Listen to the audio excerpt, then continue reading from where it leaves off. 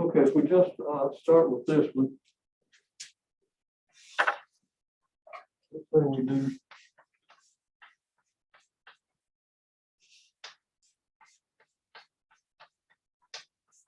X plus 5 times X plus 5. Okay.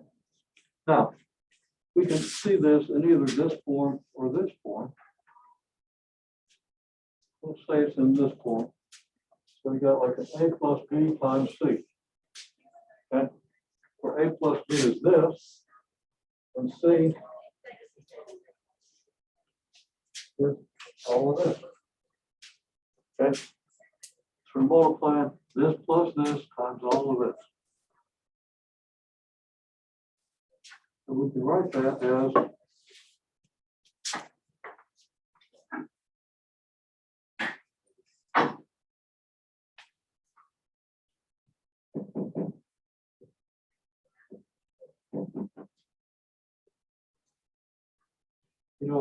I'm going to back up. I think we'll see it better if I think the other one. Could be done either way. I'm going to do it like this. Okay, so you got something multiplied by B plus C. Right? What is it that's multiplied by B plus C? Well, your B plus C is your X plus 5, right? And all this is being multiplied by X plus 5. So what you get is this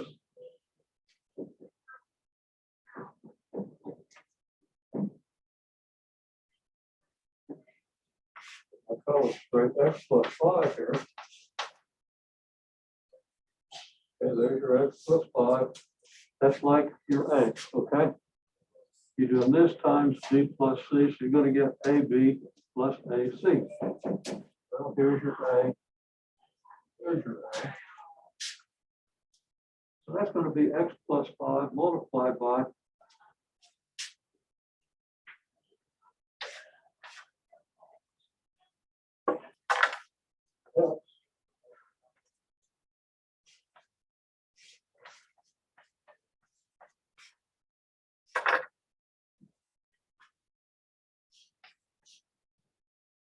Plus your X plus 5 multiplied by 5. Okay, and again, it's an instance of this rule. Okay, well, what do you do with that? Well, now you can use this rule, A plus B times C is AC plus BC.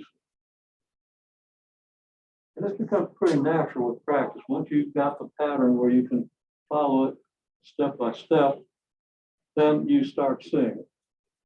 And of course, you want to get to that stage. So this gives you then, I'll color code these X.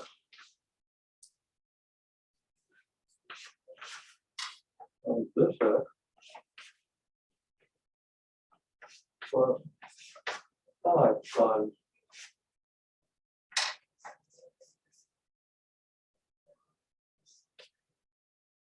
this X. I'm not sure the colors really help. The main thing is to see that you multiply this by this, so it's the whole thing times this, plus the whole thing times this. Once you have it down here, then it's this times this, plus this times this. Then it's plus X times 5 plus 5. You gotta have a 5 here, and 5 here. You gotta put your X here, and your 5 here. Just X plus 5 times 5 is just this X times 5 plus this 5 times this 5.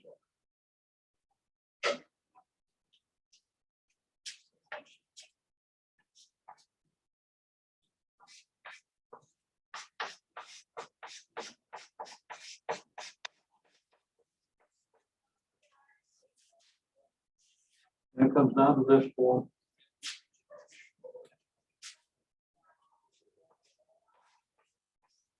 You can add your 5x's, you're going to get a 10x.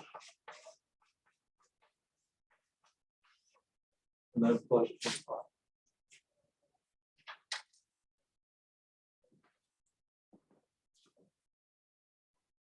Okay, I'm not sure how helpful that is.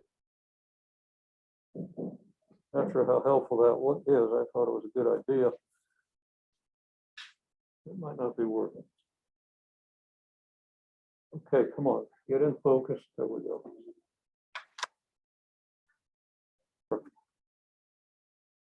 Okay. So people have this down pretty well. Comes back to this, you got to identify your A, your B, and your C at every point.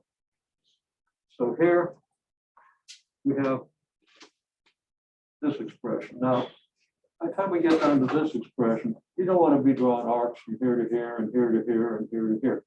You really want to write it out systematically because you're going to lose track of all the arcs. There are too many of them. Okay. You got two things you can do that. And that can be handy because you're going to have to be able to factor trinomials.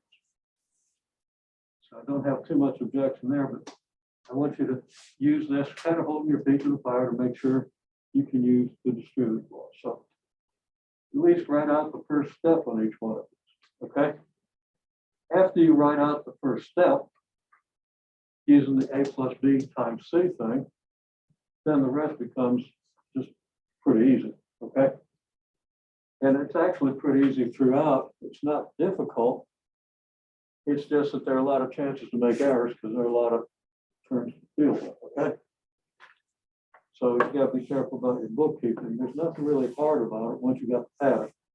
So see what you got, and I'll circulate around and see what's going on here. Okay, now if you got this, it's okay. But let's just write it out. Okay, well, I already got it. So I could write this as x squared times 2x minus 7 plus 4x times 2x minus 7 plus 3 times 2x minus 7. That's kind of using this form, A times B plus C. Okay. No, that's even A plus B times C. But this is like an A now plus B plus C times R of B. Okay. Now extending this one, it doesn't matter how many pluses you have on this, you can still do the same thing.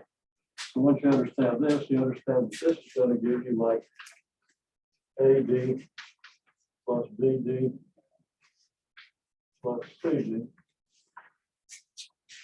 Okay, make sure I'm still on the screen. And that's what I'm doing here. There's my A times B, and this times this, and this times this. That's like your AD, your BD, and your CD. So here we have it. You have an alternative. You could have written it out as all this times 2x minus 7, all this times 7. Okay, that would have been another valid way to do it, equally valid. That's where you're looking at it. This, where your A would be all three of these terms, and your B plus C would be your 2x minus 7. Okay. So either way, you can, you know, 6 of one, half dozen of another, whichever is easier for you to see. You do it that way because it's going to work out no matter how you do it, as long as you do it according to the rules. Then you got x squared times 2x minus 7x squared plus 4x times 2x minus 4x times 7 plus 3 times 2x minus 3 times 7. Writing it out carefully so that when you get to the end and find that you made a mistake, which almost everybody did at some point, got some number wrong.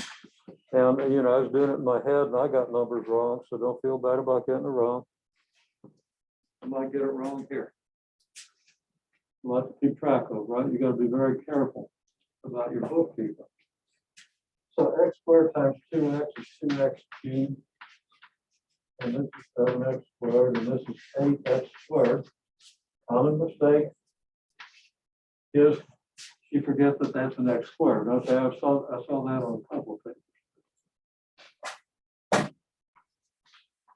And of course, any mistake you make is going to throw off your result. Okay, then anyhow, this comes out very straightforward. Okay. And then you can say, okay, well, I've got 2x cubed. That's the only x cubed I've got. Then I've got a negative 7x squared and an 8x squared. Well, that's just plus x squared. And then negative 28x and 6x is negative 22x. And your negative 21. That's my own. Okay. So everybody either nailed it or almost nailed it, but a little clerical error. Okay. Make sense? So that's very good. Okay. If you haven't done it just for exercise, do this last one in the most efficient possible way. Give you a few minutes and see if you're on the right track. I might not give you time to finish it all, because there are other things we need to talk about. But if I find that everybody's on track, we'll move on. Okay? He's on track. We've got to talk a little bit about factoring, so I'm going to just move right into this. So x cubed times x squared is x to the fifth. Be careful when you get into these bigger exponents, you don't accidentally multiply your exponents. Because you're multiplying a lot of stuff, it's just natural to multiply the exponents, right? That's not how it works. And we've seen why. That's like x times x times x, and that's like x times x, which is just x times x times x times x times x. That's 5 of them, right? Okay. Then you got minus 5 x to the fourth. That's 7x cubed. And that's what we get. Okay. And then from here we get 5x to the fourth minus 25x cubed plus 35x. This arrow, I'm not going to do the last two terms. Just do the straightforward thing. Okay. Okay, now. Yeah, 15 minutes. We really need to get over this. So, okay, that's the distributive law. I think everybody's pretty much seeing it. We got to move on. So look at this expression here. Can't I write this as 3 times x squared plus 9x? Can you see that? 3 times x squared, 3 times 9x. So we just look at, well, 3 and 27, there's a common factor. 3, okay? So we factor out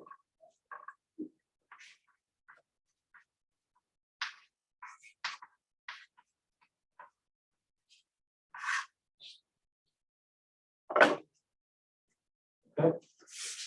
Now, are there any common factors that we haven't factored out? Well, turns out there is. Anybody want to tell me what it is? Show me with your fingers. Yeah. You can factor out x. We could write this, in other words, as 3x times x plus 3, or x plus 9. Right. Okay. So, and you can, again, check that. Multiply it out. 3x times x gives you your 3x squared. 3x times 9 gives you 27x. Now, that's what factoring is. It gets a little more complicated, but what we're doing right now is that's it. Let's see if you can get the idea. Let's see what you do with this.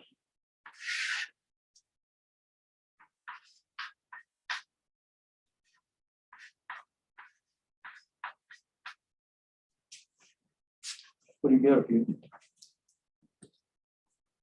factor out everything that can be factored? In other words, factoring is just reversing the distributive law, right? You're just using the distributive law backwards.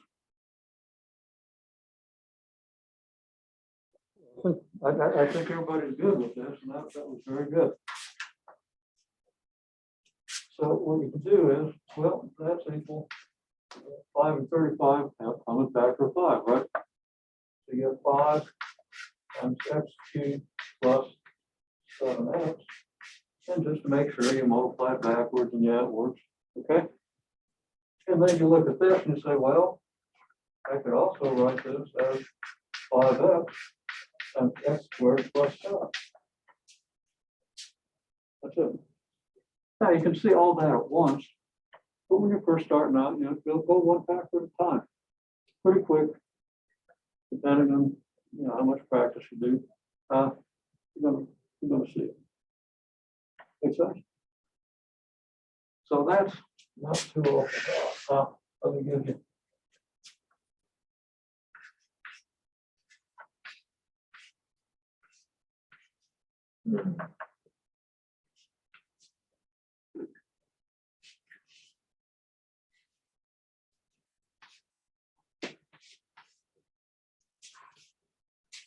Try this one.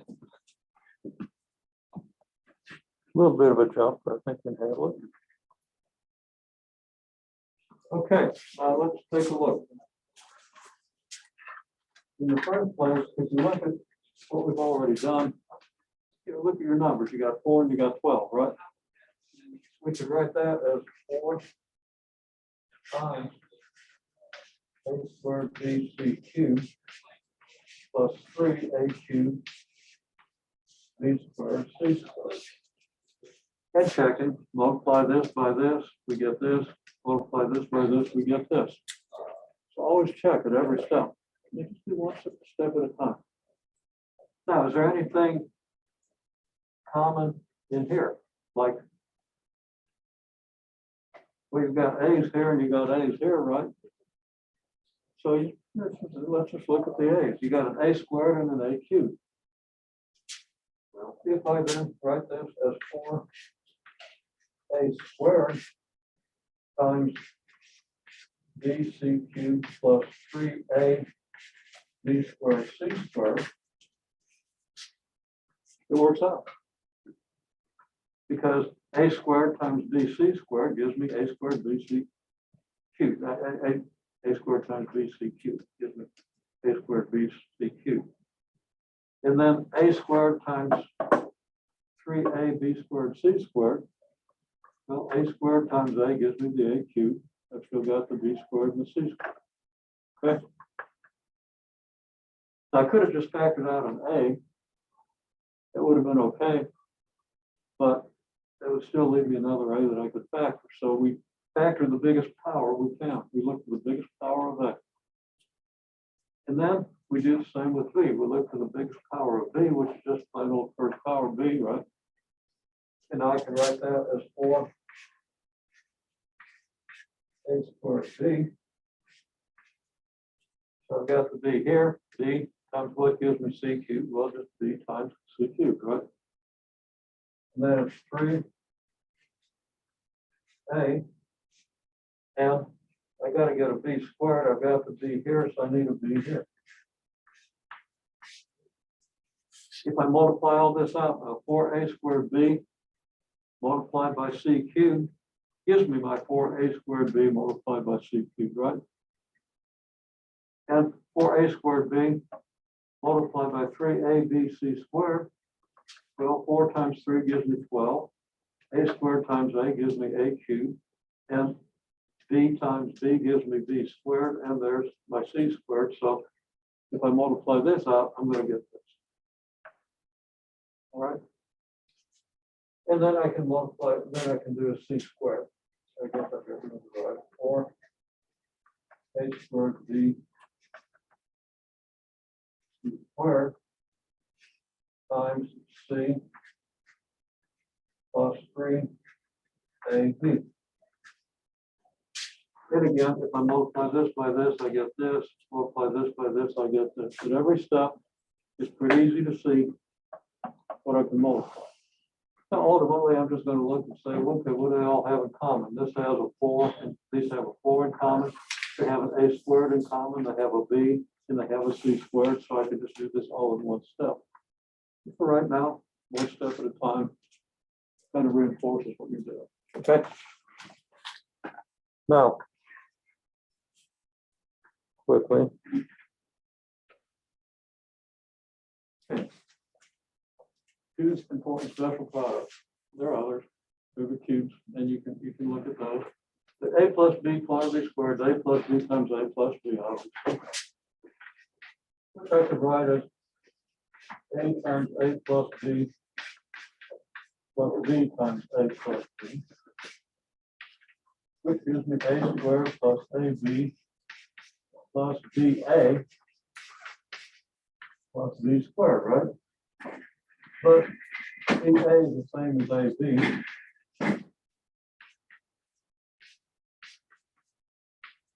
Doesn't matter what order you put them in. And when you write it that way, you can see that this is just a squared plus 2ab plus b squared. So now you got a formula that's easy to remember when you have a square. So you want to remember that formula. It saves you time in the long run. Use your little insight. Also,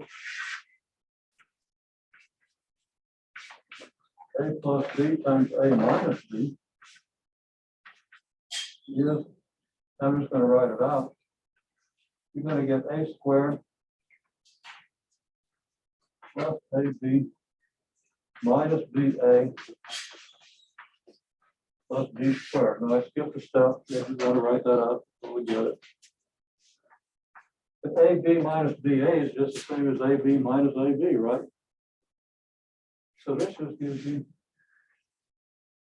a squared minus b squared. So a plus b times a minus b is just the intermediate step. Just again, kind of easy to remember. So if you don't remember it, you can always tell. You can always write it out. Just takes a minute. Okay. So use those special products because they're very helpful when you're learning to factor.